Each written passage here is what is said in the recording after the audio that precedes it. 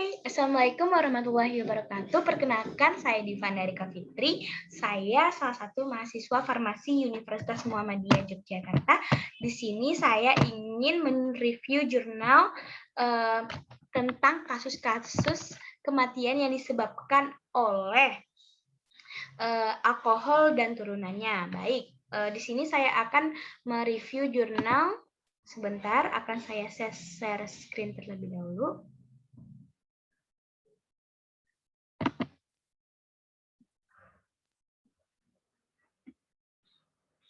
Nah, baik. Di sini saya menemukan jurnal yang berjudul Temuan Postmortem Akibat Keracunan Metanol. Nah, ini jurnalnya ditulis oleh Masnu Atul Hamidah dan Kunti Yulianti yang diterbitkan yang berasal dari program studi pendidikan dokter Fakultas Kedokteran Universitas Udayana Denpasar. Nah, yang diterbitkan oleh e-Jurnal Medica Vol 6 nomor 7 Juli 2017. Baiklah, kita langsung saja. Nah, ternyata kejadian keracunan metanol ini sekarang sedang meningkat karena peningkatan konsumsi alkohol di masyarakat. Nah, lalu fenomena tersebut untuk mengetahui hal itu dilakukan dengan menambahnya zat-zat aditif yang berbahaya di tubuh. Salah satunya adalah metanol. Dengan fenomena tersebut, penelitian dilakukan untuk mengetahui bagaimana metanol dapat menyebabkan kematian dan untuk mengetahui kerusakan organ yang didapat pada korban meninggal akibat keracunan metanol tersebut. Nah, penelitian ini merupakan penelitian deskriptif untuk mengetahui gambaran karakteristik dari temuan postmortem akibat keracunan metanol. Nah, juga pemeriksaan histopologi menunjukkan lantas pembuluh darah pada hepar, ginjal, paru-paru, dan otak. Akibat kematian akibat keracunan metanol yang memperberat seperti penyakit, perlu dilakukan penelitian lebih lanjut. Oke, kita lanjut saja ke pendahuluan mengapa metanol ini dapat menyebabkan sangat marak sekali digunakan oleh masyarakat. Baiklah. Karena metanol itu adalah turunan dari alkohol ya teman-teman. Minuman beralkohol atau dalam masyarakat biasa disebut miras, akhir-akhir ini menjadi topik yang sangat diperbincangkan. Apalagi mirasnya itu adalah miras oplos. Karena pada miras oplos itu pertama harganya murah. Tapi ya keamanannya itu sangat tidak bisa dijamin. Biasanya miras oplos itu campuran-campuran dari berbagai macam miras dengan obat-obatan biasanya ya.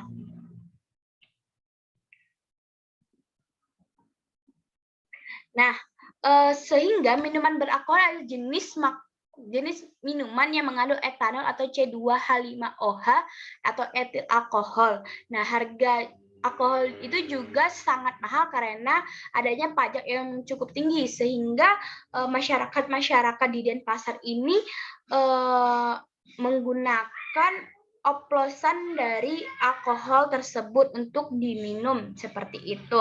Baik, bagaimana sih untuk meneliti untuk metode yang digunakan pada penelitian pada jurnal ini? Nah, metode yang digunakan dalam penelitian ini adalah metode deskriptif karena tujuan dari penelitian ini adalah memberikan gambaran mengenai karakteristik dari temuan postmortem pada jenazah yang meninggal akibat keracunan dari metanol. Nah, penelitian ini juga dia tuh bersifat retrospektif karena pada laporan catatan jenazah dilakukan pengamatan sudah terjadi pada waktu lalu pada bulan April. Jenis datanya adalah jenis data sekunder di mana diperoleh dari register dan laporan pemeriksaan jenazah di instalasi kedokteran forensik RSUP.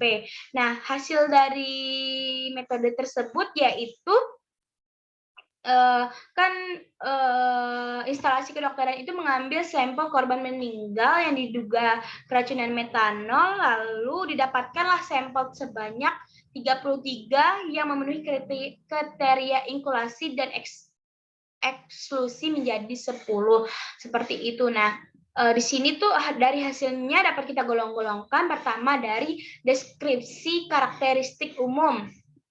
Nah, variabel dari korbannya itu jenis kelaminnya ada 50 laki-laki dan 50 perempuan.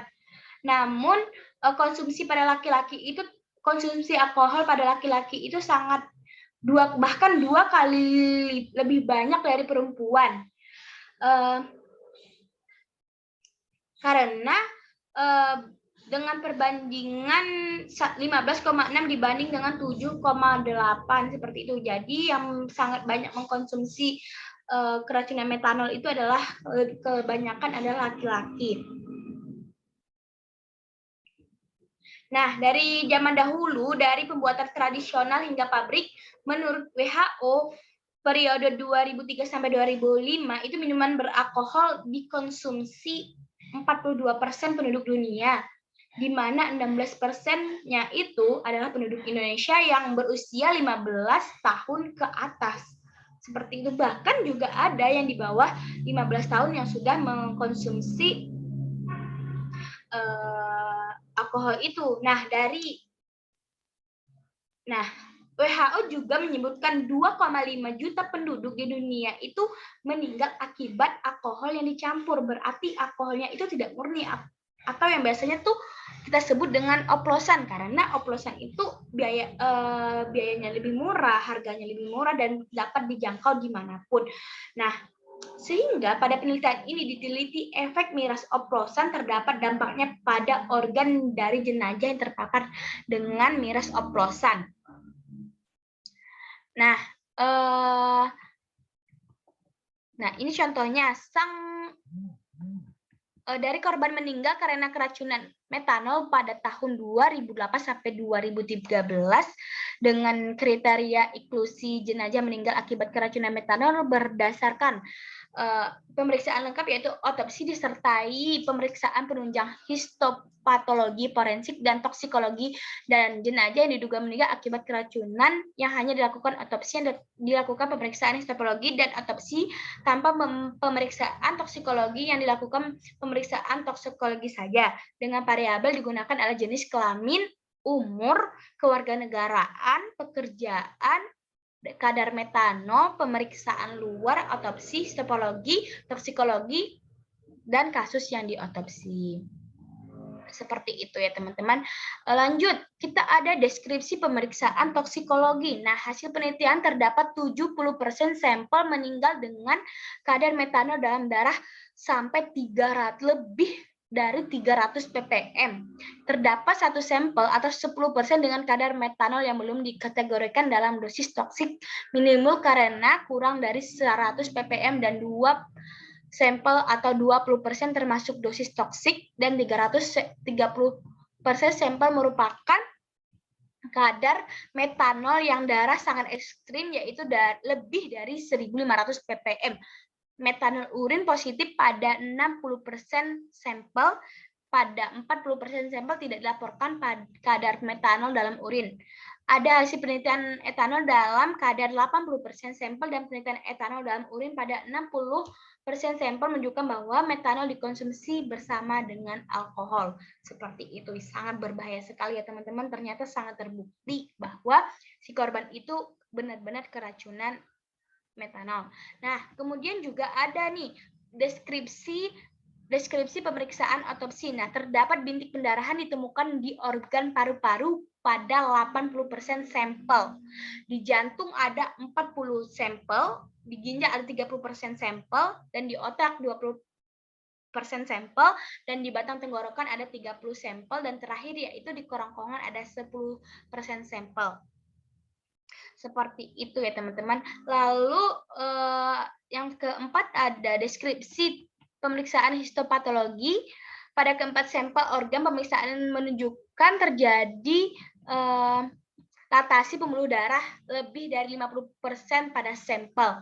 Pada penelitian 60% mengalami latasi pembuluh darah hepar, 90% dilatasi pembuluh darah otak dan paru-paru, serta dilatasi pembuluh darah ginjal 80%. Pelebaran sinusoid hepar terjadi pada 70% sampel, 30 sampelnya mengalami fatty liver atau penumpukan lemak pada hepatosit, dan pada 30% sampel mengalami nekrosis ginjal dan 50% sampel mengalami pendarahan pada otak. Sangat berbahaya sekali ya teman-teman jika kita meminum alkohol, apalagi alkohol itu adalah oplosan. Seperti itu. Nah, bisa kita lihat sendiri dari data yang saya sebutkan tadi. Seperti ini datanya teman-teman.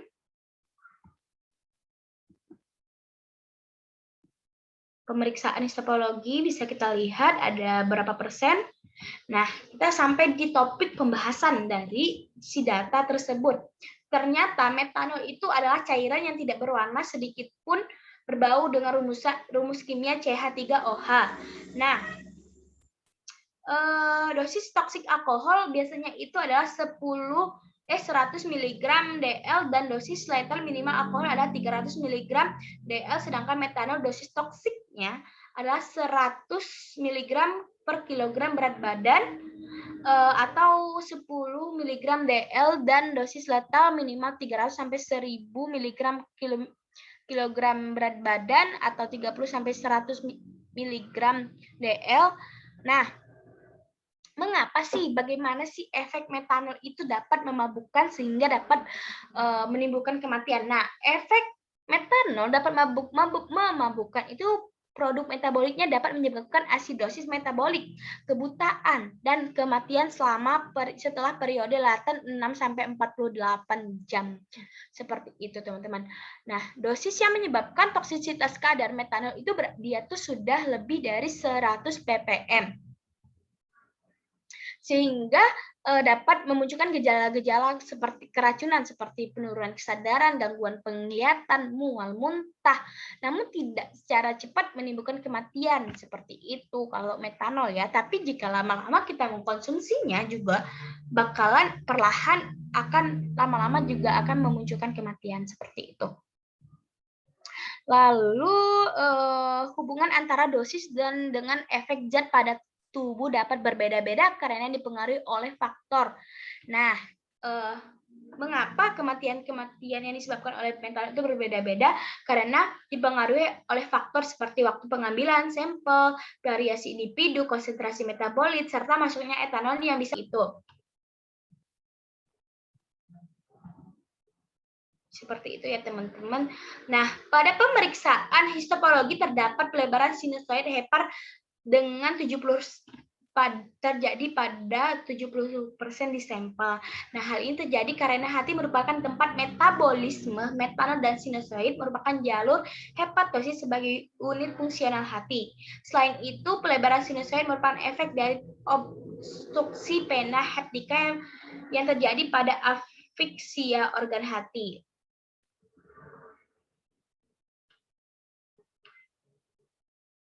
Itu. Nah,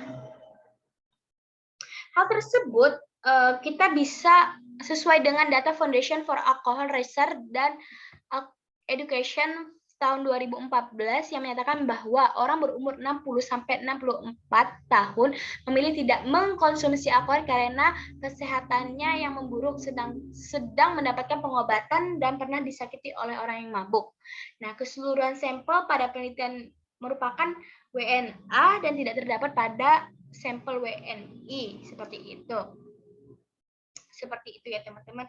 Jadi berdasarkan hasil yang dari pembahasan dari kita dari jurnal di atas itu dapat disimpulkan bahwa kerusakan organ pada sampel sistemik, temuan postmortem, beberapa tanda afekte dapat ditemukan faktor-faktor predisposisi yang merupakan pemberat kondisi sampel seperti itu ya teman-teman. Nah, berarti teman-teman kita semua kita harus tidak boleh mengkonsumsi alkohol, apalagi kita sebagai umat muslim sangat diharapkan sekali kita mengkonsumsi alkohol, yang mana alkohol itu sangat tidak memberikan efek yang sangat negatif bagi kita, bahkan dapat mengakibatkan kematian jika kita mengkonsumsinya terus-menerus seperti itu. Apalagi kita mengkonsumsi alkohol tidak alkohol murni atau yang biasanya disebut dengan oplosan, itu sangat berbahaya sekali. Itu dapat merusak organ-organ di dalam tubuh kita jika kita mengkonsumsinya dengan sering. Seperti itu teman-teman. Mungkin penjelasan dari saya cukup sekian, kurang lebihnya saya mohon maaf. Saya tutup. Wabillahi taufiq wal hidayah. Wassalamualaikum warahmatullahi wabarakatuh. Terima kasih.